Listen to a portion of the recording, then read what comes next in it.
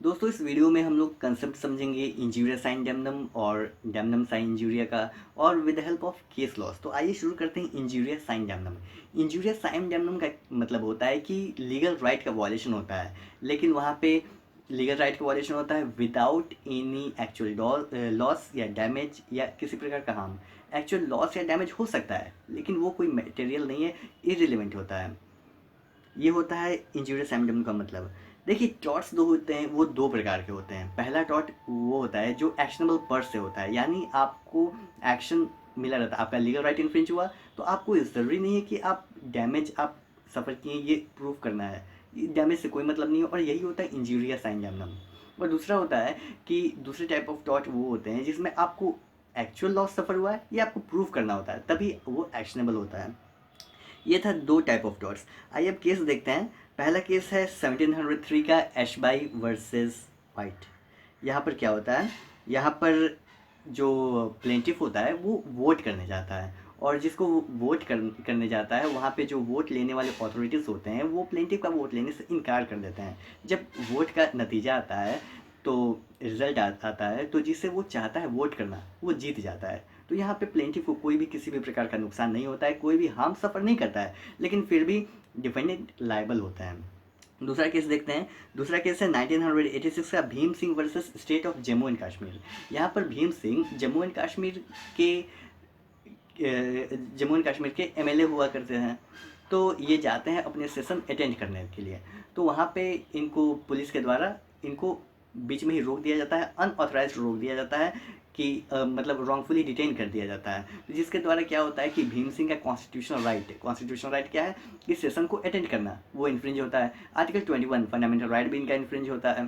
तो supreme court ने क्या किया, डैमेज इनको अवॉर्ड किया, कंपनसेशन अवॉर्ड किया, एग्जेम्पलरी डैमेज अवॉर्ड किया, और कितने का, 50,000 रुपये का। ये था हमारा दो केस इंजूरियस साइन डैमनम का और विद कंसेप्ट। आई होप आप लोगों को समझ में आ गया होगा। अब नेक्स्ट हम लोग पहुंचते हैं डैमनम साइन इंजूरिया का।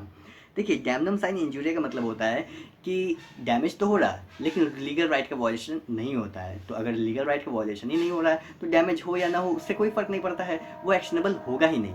आइए अब कुछ केस लॉस देखते हैं। पहला केस लॉ है 1410 का, बहुत पुराना केस है लेकिन बहुत ही लैंडमार्क है, ग्लाउसेस्टर ग्रामर स्कूल केस। यहाँ पर क्या होता है, यहाँ पर जो डिपेंडेंट होता है वो प्लेंटिफ के स्कूल के अगल बगल अपना स्कूल इस्टेब्लिश कर देता है। तो इससे क्या होता है कि प्लेंटिफ को हार्म सफ़र होता है, मॉनेटरी हार्म सफ़र होता है, वो जो फीस हाई था उसको फीस कम करना पड़ता है। तो लेकिन यहाँ पे जो डिफेंडेंट होते हैं वो लायबल नहीं होता है। क्यों नहीं होता है, क्योंकि वो अपना लीगल राइट इस्तेमाल कर रहा है। डिफेंडेंट से उसको कोई मतलब नहीं है, मतलब डिफेंडेंट जो है प्लेंटिफ का लीगल राइट का वायलेशन नहीं करता। अगर वायलेशन करेगा तब ये एक्शनेबल है, वायलेशन कर ही नहीं रहा इसलिए यहाँ पे ये एक्शनेबल नहीं था। दूसरा केस है 1892 का Mogul steamship company versus McGregor Gow and company. यहाँ पर क्या होता है, यहाँ पर कुछ डिफेंडेंट्स होते हैं वो मिलकर अपना जो टी चलाने वाला उन लोग का चाय वाला उन लोग का शिप होते हैं, उसे उसे क्या करते हैं, लोग मिलके अपना दाम थोड़ा कम कर देते हैं और प्लेंटिफ को अपने ग्रुप में शामिल नहीं करता है। तो प्लेंटिफ को हार्म सफ़र होता है। तो यहाँ पर भी डिफेंडेंट्स लायबल नहीं होते हैं। क्यों, क्योंकि वो अपना लीगल राइट का इस्तेमाल कर रहे हैं और प्लेंटिफ का कोई भी लीगल राइट का वॉलेशन नहीं हो रहा है। तीसरा केस देखते हैं, 1978 का केस है, उषाबेन वर्सेस भाग्यलक्ष्मी चित्रा मंदिर। यहाँ पर इंजंक्शन रिक्वेस्ट करते हैं, प्लेंटिफ लोग इंजंक्शन चाहते हैं एक मूवी पर जिसका नाम है जय संतोषी माँ। क्यों, क्योंकि मूवी में दिखाया गया है जो थ्री गॉडेसेस हैं, पार्वती, लक्ष्मी एंड सरस्वती, ये तीनों को जेलस है एक दूसरे से, ये डिपिक्ट कराया गया है उसमें।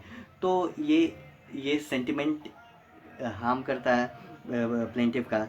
लेकिन कोर्ट ने क्या कहा कि रिलीजियस फीलिंग सबका अलग अलग होता है, कि उस तो रिलीजियस फीलिंग का वॉलेशन हो रहा है, रिलीजियस फीलिंग का वॉलेशन हो रहा है, तो यहाँ पर ये लीगल राइट का वॉलेशन नहीं है, इसलिए जो डिफेंडेंट्स होते हैं वो लायबल नहीं होते हैं।